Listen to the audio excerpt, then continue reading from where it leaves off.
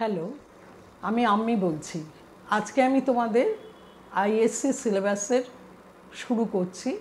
শুরু করছি পদ্য দিয়ে, কবিতা সংকলনের। তার মধ্যে প্রথম পদ্য হচ্ছে, পদ্য বা কবিতা যাই বলো, সেটা হচ্ছে ওরা কাজ করে, রবীন্দ্রনাথ ঠাকুরের লেখা ওরা কাজ করে।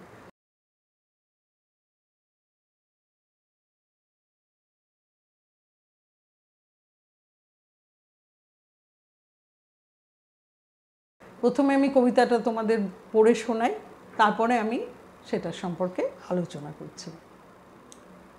ওরা কাজ করে, রবীন্দ্রনাথ ঠাকুর।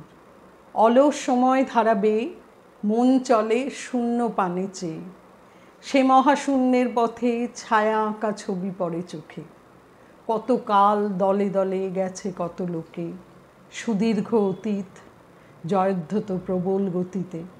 এসেছে সাম্রাজ্যলোভী পাঠানের দল, এসেছে মোগল বিজয় রথের চাকা, উড়ায়েছে ধূলিজাল, উড়িয়াছে বিজয় পতাকা। শূন্য পথে চাই আজ তার কোনো চিহ্ন নাই, নির্মল সে নীলিমার প্রভাত সন্ধ্যায় রাঙালো, যুগে যুগে সূর্যোদয় সূর্যাস্তের আলো। আরবার সেই শূন্যতলে আসিয়াছে দলে দলে লৌহ বাঁধা পথে, অনল নিঃশ্বাসী রথে প্রবল ইংরেজ। বিকীর্ণ করেছে তার তেজ, জানি তারও পথ দিয়ে বয়ে যাবে কাল। কোথায় ভাষায় দেবে সাম্রাজ্যের দেশ বেড়াজাল। জানি তার পণ্যবাহী সেনা জ্যোতিষ্ক লোকের পথে রেখামাত্র চিহ্ন রাখিবে না। মাটির পৃথিবী পানে আঁখি মেলি যবে, দেখি সেথা কলকল রবে, বিপুল জনতা চলে নানা পথে নানা দলে দলে। যুগ যুগান্তর হতে মানুষের নিত্য প্রয়োজনে জীবনে মরণে ওরা চিরকাল টানে দাঁড় ধরে থাকে হাল। ওরা মাঠে মাঠে বীজ বনে পাকা ধান কাটে, ওরা কাজ করে নগরে প্রান্তরে। রাত ছত্র ভেঙে পড়ে রণডঙ্কা শব্দ নাহি তোলে, জয়স্তম্ভ মূঢ় সম অর্থ তার ভোলে। রক্তমাখা অস্ত্র হাতে যত রক্ত আঁখি, শিশুপাঠ্য কাহিনীতে থাকে মুখ ঢাকি। ওরা কাজ করে দেশে দেশান্তরে, অঙ্গবঙ্গ কলিঙ্গে সমুদ্র নদীর ঘাটে ঘাটে, পাঞ্জাবে বোম্বাই গুজরাটে। গুরু গুরু গর্জন গুনগুন স্বর, দিন রাত্রে গাঁথা পুরী, দিন যাত্রা করিছে মুখর। দুঃখ সুখ দিবস রজনী, মঞ্জিত করিয়া তোলে জীবনের মহামন্ত্রধ্বনি। এটা হলো কবিতাটা। এবার আমি এই কবিতাটা নিয়ে তোমাদের একটু আলোচনা করছি। প্রথমেই বলি, এই কবিতাটা হচ্ছে আরোগ্য কাব্যগ্রন্থের অন্তর্গত একটা কবিতা। কবি এই কবিতাটা লেখেন যখন, তখন কবি অসুস্থ অবস্থা থেকে দীর্ঘ রোগভোগের পরে কবি একটু সুস্থ বোধ করেন। তখন তিনি প্রায় জীবনের শেষ প্রান্তে এসে পৌঁছেছেন। এটা 1941 সালে ফেব্রুয়ারি মাসে লেখা এই কবিতাটা। সুতরাং বুঝতেই পারছো তার কিছুদিন বাদেই কবি মারা যান। তো এটা প্রায় তার জীবনের শেষ প্রান্তে পৌঁছে, তখন তার অনেক কিছু সম্পর্কেই তিনি অনেক কিছু উপলব্ধি করছেন, তিনি মানস চক্ষে অনেক কিছু দেখতে পাচ্ছেন। তো এই কবিতাটা যখন তিনি লেখেন, তখন কিন্তু তার মানস চক্ষে যা কিছু উদ্ভাসিত হয়েছিল সেটাকেই তিনি লিপিবদ্ধ করেছেন এই ওরা কাজ করে কবিতাতে।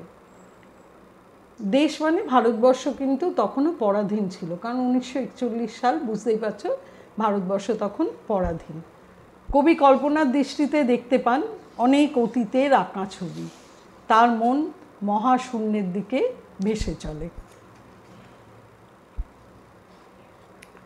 আচ্ছা, এটা আমি কবিতাটার প্রথম স্তবকটা একটু বলে নিই, বলে তারপরে এটা নিয়ে আলোচনা করছি।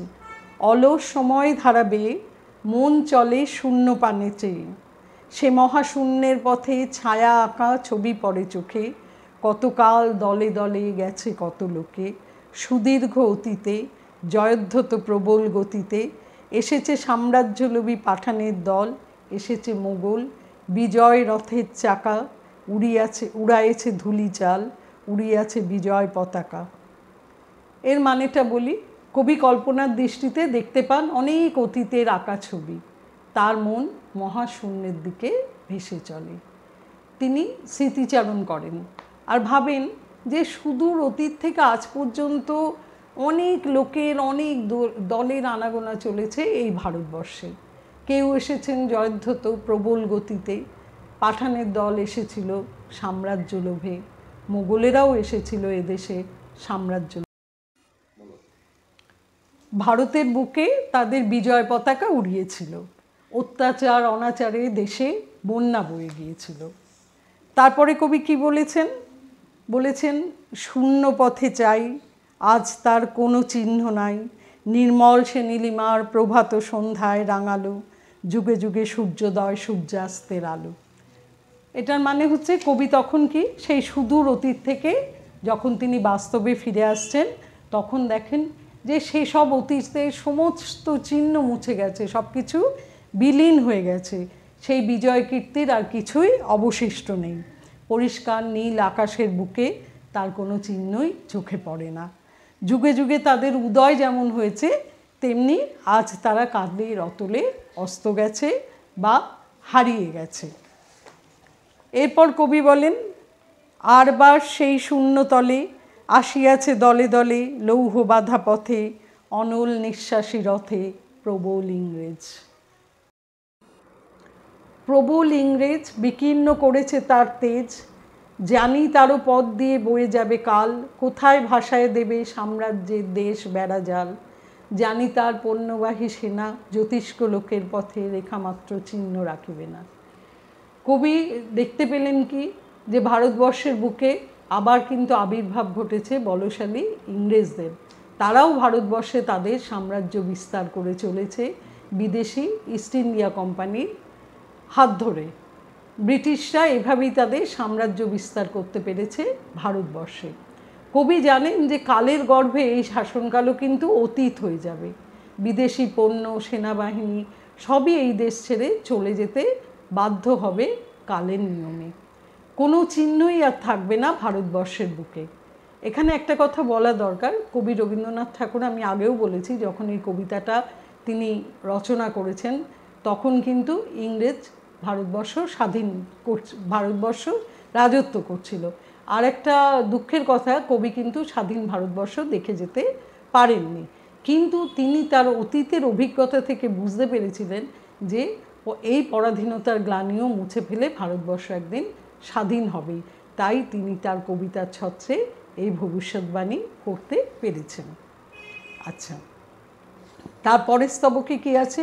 মাটির পৃথিবী পানে আঁখি মেলি যবে, দেখি সেথা কলকল রবে, বিপুল জনতা চলে নানা পথে নানা দলে দলে, যুগ যুগান্তর হতে মানুষের নিত্য প্রয়োজনে জীবনে মরণে।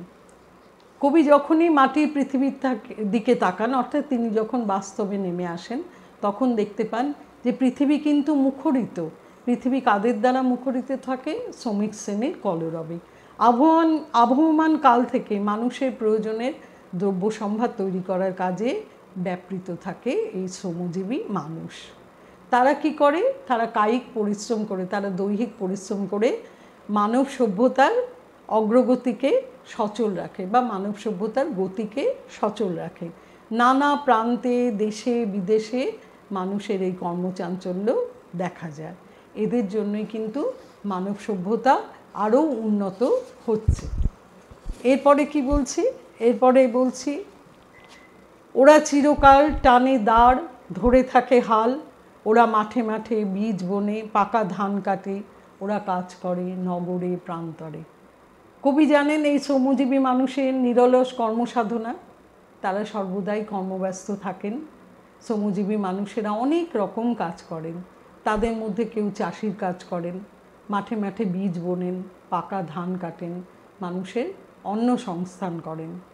কেউ আবার নদীতে নৌকো চালান, মানুষের পারাপারে সহযোগিতা, নদী পারাপারে সহযোগিতা করেন। কারোর বা জীবিকা তাঁতি, তারা তাঁত শিল্পে তারা মানুষের বস্ত্র যোগান দেন। কামার, কুমোর, জেলে এরা সবাই কিন্তু এই শ্রমজীবী মানুষের পর্যায়ে পড়েন। এইসব পেশার লোকজনই পৃথিবীর সভ্যতাকে নিরন্তর এগিয়ে নিয়ে যাওয়ার চেষ্টা করছে। এই শ্রমজীবী মানুষের মধ্যে কেউ কেউ বা নির্মাণ কাজের সঙ্গেও যুক্ত, তাদেরই নির্মিত পথ ঘাট বাড়ি দোকান বসতি সব কিছুই তৈরি করা হয় মানব সভ্যতার উন্নতির জন্য। এভাবেই এই শ্রমজীবী বা মেহনতি মানুষ তারা কাজ করে যান নিঃশব্দে। তারপরে কি বলছি, কবি বলছেন, রাজছত্র ভেঙে পড়ে, রণডঙ্কা শব্দ নাহি তোলে, জয়স্তম্ভ মূঢ় সম অর্থ তার ভোলে, রক্তমাখা অস্ত্র হাতে যত রক্ত আঁখি, শিশুপাঠ্য কাহিনীতে থাকে মুখ ঢাকি। অর্থাৎ রাজার মাথার উপর রাজছত্র ভেঙে পড়ে, সিংহাসন ধুলোয় মিশিয়ে যায়। যে বিজয়স্তম্ভ গড়া হয়েছিল বীরত্বের ইতিহাস ঘোষণা করার জন্য, সেও পড়ে থাকে অনাদরে, সেও হারায় তার গৌরবের ইতিহাস। সাম্রাজ্যের এই ভাঙা গড়া রক্তমাখা অস্ত্রধারীর দল, যারা হিংসায় উন্মত্ত হয়ে সাধারণ মানুষের ওপর অত্যাচার করে, যাদের রক্তচক্ষু লোকের ভয়ের কারণ হয়ে দাঁড়িয়েছিল, তা সবই কিন্তু কালের নিয়মে নিশ্চিহ্ন হয়ে যায়। একমাত্র তাদের শিশুপাঠ্য কাহিনীতেই তারা স্থান পায়। কালের নিয়মে, কালস্রোতে তারা অবলুপ্ত। এবার কবি বলেন, ওরা কাজ করে। তাহলে কারা থেকে যায় না? ওরা কাজ করে দেশে দেশান্তরে, অঙ্গবঙ্গ কলিঙ্গের, সমুদ্র নদীর ঘাটে ঘাটে, পাঞ্জাবে বোম্বাই গুজরাটে। গুরু গুরু গর্জন গুনগুন স্বর, দিন রাত্রে গাঁথা পড়ি, দিনযাত্রা করিছে মুখর, দুঃখ সুখ দিবস রজনী, মন্ত্রিত করিয়া তোলে জীবনের মহামন্ত্রধ্বনি। অর্থাৎ এই যে যারা এতভাবে সাম্রাজ্যলোভী শক্তি, যারা দেশ আক্রমণ করে রাজত্ব করে যায়, তারা কিন্তু তাদের সব কিছু কিন্তু হারিয়ে যায়। কালের বিবর্তনে, কালের রথচক্রের সমস্ত কিছু, কালো চক্রের সমস্ত কিছু কিন্তু চূর্ণ বিচূর্ণ হয়ে যায়। শুধু থাকে কি, অন্যদিকে দেশ দেশান্তরে এই শ্রমজীবী মানুষদের কর্মজীবন চলমান থাকে। এদের কাজের কোনো শেষ নেই, এদের কোনো ক্লান্তি নেই। মানুষের প্রয়োজনে তাগিদ মেটানোর জন্য তারা নিরলস কাজ করে চলেছেন। অঙ্গবঙ্গ কলিঙ্গে, সমুদ্র নদীর ঘাটে ঘাটে, পাঞ্জাব মুম্বাই গুজরাটের মতো শহরে এরা নিরন্তর কাজ করে চলেন। এখানে অঙ্গ মানে হচ্ছে বিহার, বঙ্গ মানে হচ্ছে অবিভক্ত বাংলাদেশ, আর কলিঙ্গ মানে উড়িষ্যা। আর কবি বলেছেন বোম্বাই, এখন বোম্বাইকে বলা হয় মুম্বাই। এসব শ্রমজীবী মানুষদের কর্মচাঞ্চল্যে মানব সমাজের দিন রাতের যাত্রাপথকে মুখরিত করেছে। সুখ দুঃখ দিন রাত সব কিছুকেই উপেক্ষা করে বয়ে চলেছে তাদের কর্মপ্রবাহ। জীবনের মহামন্ত্রধ্বনি অর্থাৎ জীবনের প্রাণচঞ্চল শব্দে মন্ডিত হয় আকাশ বাতাস। তাদেরই কর্মছন্দে তৈরি হয় সৃষ্টির সঙ্গীত। সাম্রাজ্যলোভীর কর্মকাণ্ডের ইতিহাস চাপা পড়ে যায় শ্রমজীবী মানুষের কর্মপ্রবাহে। কবি সবশেষে কিন্তু এই কবিতার মাধ্যমে শ্রদ্ধা জানিয়েছেন সব মেহনতি মানুষকে, যাদের কর্মশক্তিতে পৃথিবীর সভ্যতার ইতিহাস রচিত হয়। তাদের নিরন্তর কর্মধারা চলতে থাকে আবহমান কাল ধরে। যাদের ত্যাগে, যাদের শ্রমে আমরা পৃথিবীর মানুষেরা বাঁচতে শিখি, উন্নত থেকে উন্নততর সভ্যতা গড়তে পারি, সেই শ্রমজীবী মানুষেরা আমাদের সবার কাছেই নমস্য ব্যক্তি। তাহলে এটা মোটামুটিভাবে আমি বলে দিলাম, তোমাদের এই কবিতাটা এক্সপ্লেন করে দিলাম। তোমরা কবিতাটা আরেকবার পড়ে নিও, নিয়ে আমার এক্সপ্লেনেশনটাকে আরেকটু ভালো করে শুনে নিও। আশা করি বুঝতে পারবে। না বুঝতে পারলে তোমরা আমাকে একটু কমেন্টস করে জানিও, আমি তোমাদের সঙ্গে সহযোগিতা করব। আর যদি এই ভিডিওটা যদি তোমাদের ভালো লেগে থাকে, তাহলে লাইক শেয়ার এবং সাবস্ক্রাইব করো। এরপরে আমি তোমাদের এর কোয়েশ্চেন আনসারও বলে দেব। প্রথমে তোমরা এই কবিতাটা ভালো করে তৈরি করে নাও। তাহলে আজকে এই পর্যন্ত। ভালো থেকো তোমরা।